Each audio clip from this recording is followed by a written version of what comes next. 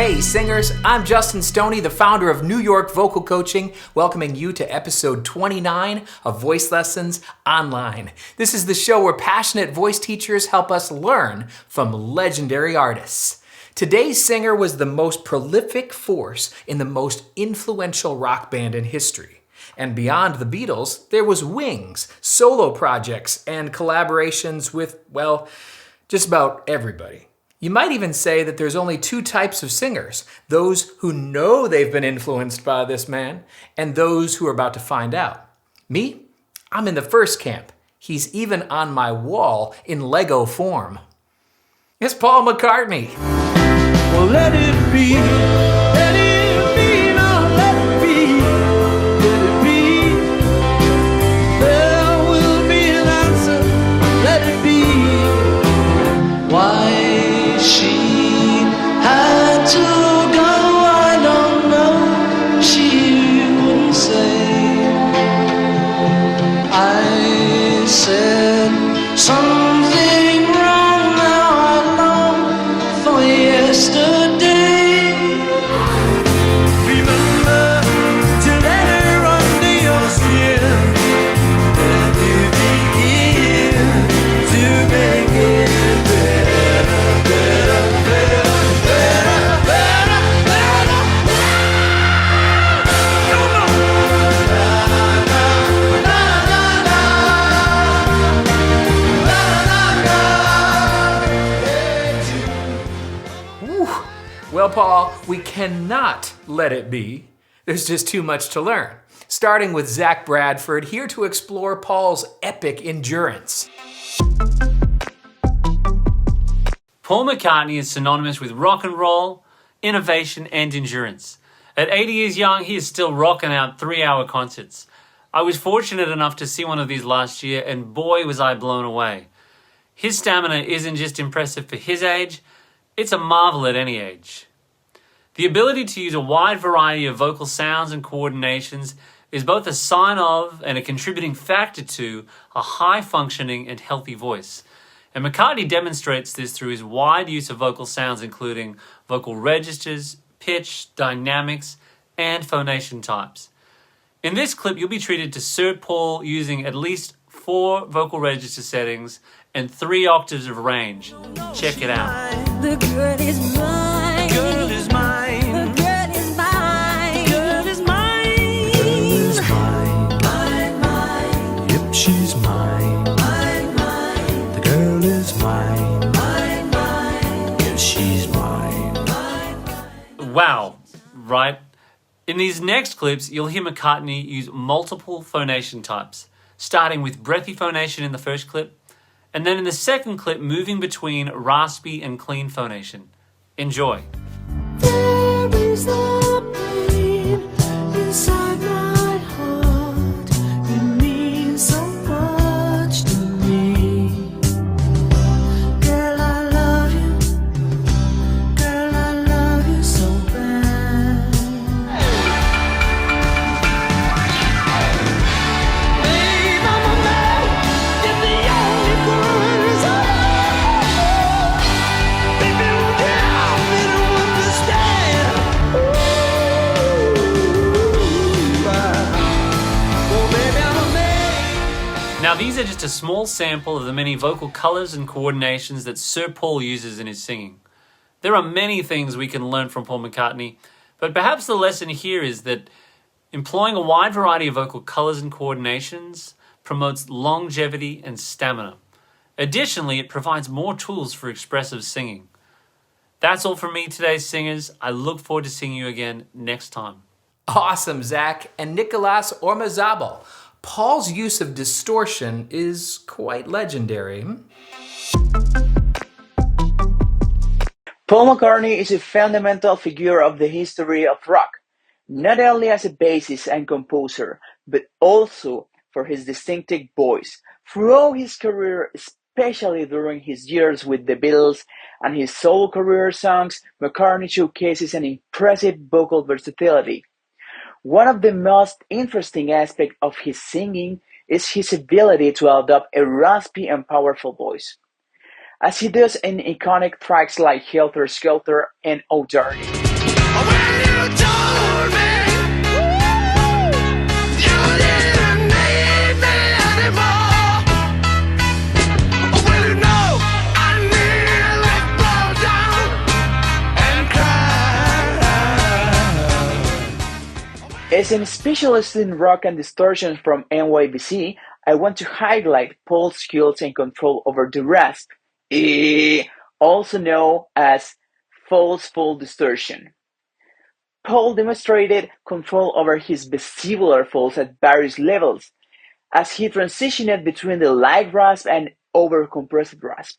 For those who are unfamiliar with these terms, here is a brief example. When I get to the bottom, I go back to the top of the slide. When I stop and I turn and I go for a ride. Till I get to the bottom, I see you again.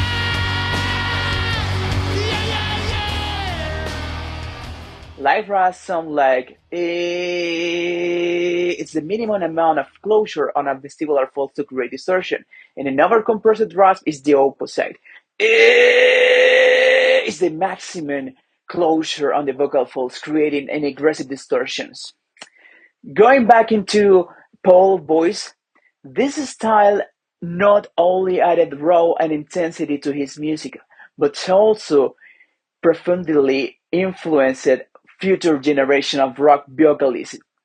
Singers like Axl Rose from Guns N' Roses or Dave Grohl from Foo Fighters have shown their admiration for McCartney as one of the greatest influences, particularly for his ability to combine melody and vocal aggression.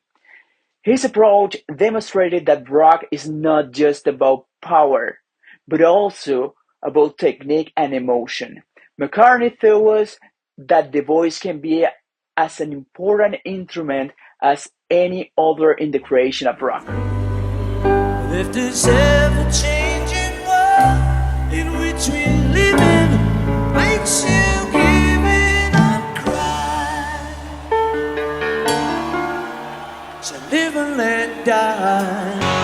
Live and let die.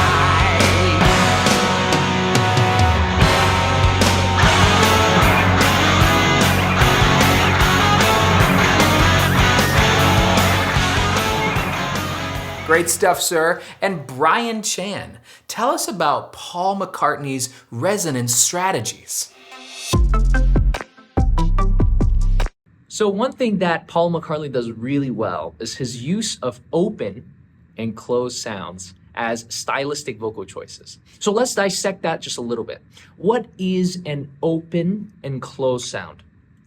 An open or divergent sound is a brighter, overtone heavy sound, while a closed or convergent sound is a darker, first harmonic heavy sound. You can hear the difference when I sing the 𝗍 vowel and switching in between the open and closed sound, like this.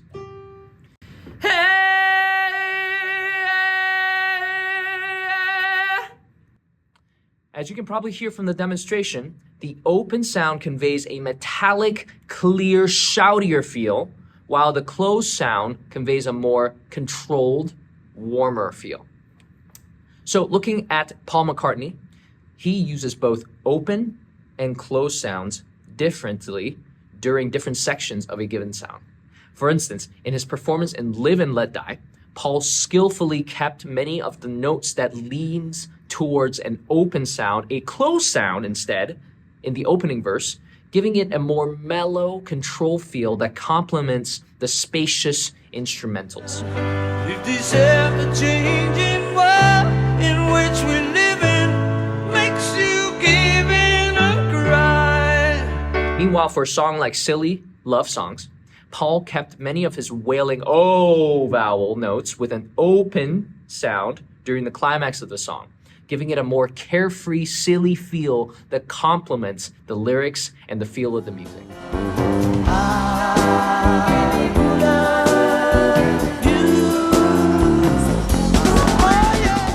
Thanks, Bryan. And Andy King, let's take a look at Paul McCartney's vocal registration. One of my favorite songs is Golden Slumbers, which is written and sung by Paul McCartney. The song starts with a sweet lullaby quality where he's singing in a mixed voice with thinner vocal folds with more of a head resonance. And the next part is where the magic happens. The strength, the power, the chest voice, and the chills. Let's take a listen. Pretty darling, do not cry, and I will sing the lullaby.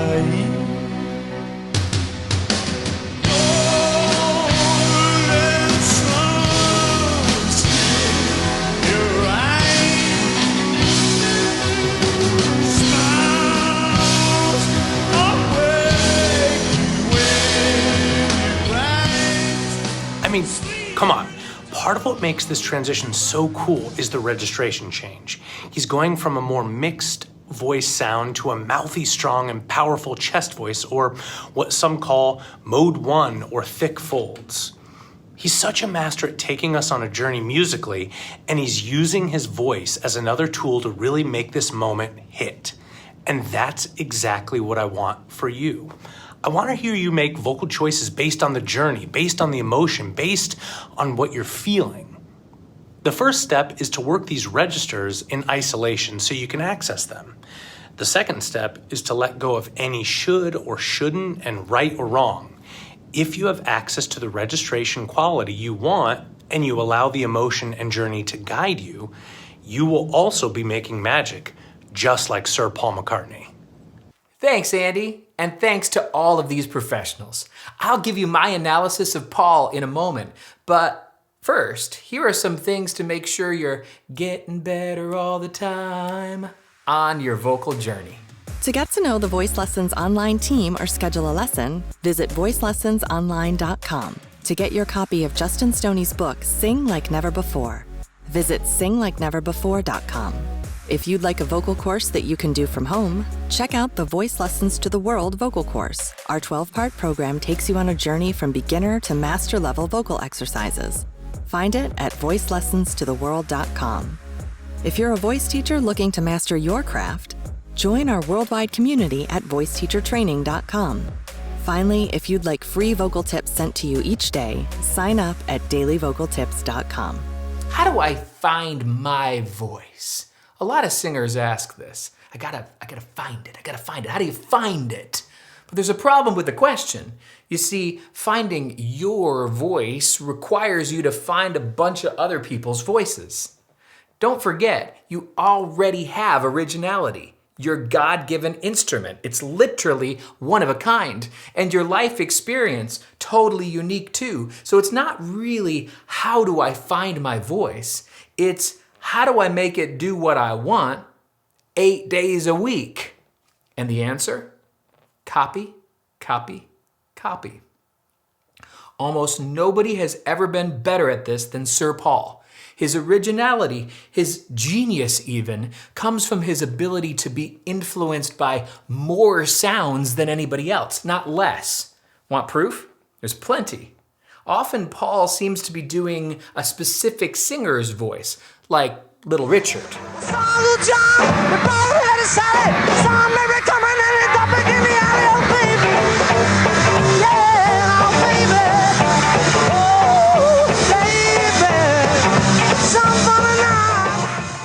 Or Fats Domino.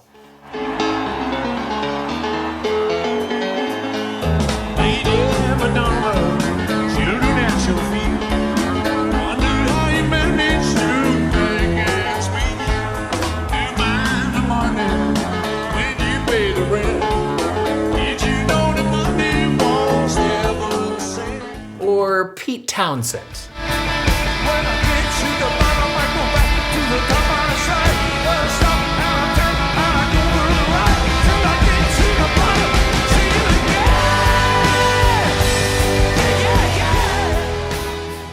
But even when we can't quite pinpoint who the influence is, Paul is always experimenting with, let's say, vocal characters, like Gospel Guy.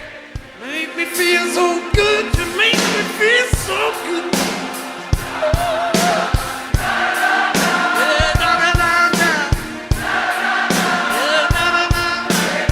And we don't care about no rain, no. 'Cause it's never gonna rain again. No. anthemic classic rock guy. I'm searching for everywhere, but when I got gonna be found, no, man on the road, man on the road, the county judge, yeah, the Or Tin Pan Alley crooner. I will love her for life, and I will never let a day go by without remembering the reasons why. She makes me certain that I can fly. As you can see, regardless of who Paul is copying, it doesn't come across as copying. It comes across as tribute, as celebration, as a rapturous riff of reinvention. I guess that's why it's a mistake to obsess about finding our voice. So, can we learn from Paul? Can we challenge ourselves to embody other singers? Can we commune with them and honor them? Can we find our own voices by finding theirs? I think we can. And if you want some homework, maybe you start by trying your best Paul McCartney impression. We'll see you next time for more Voice Lessons Online.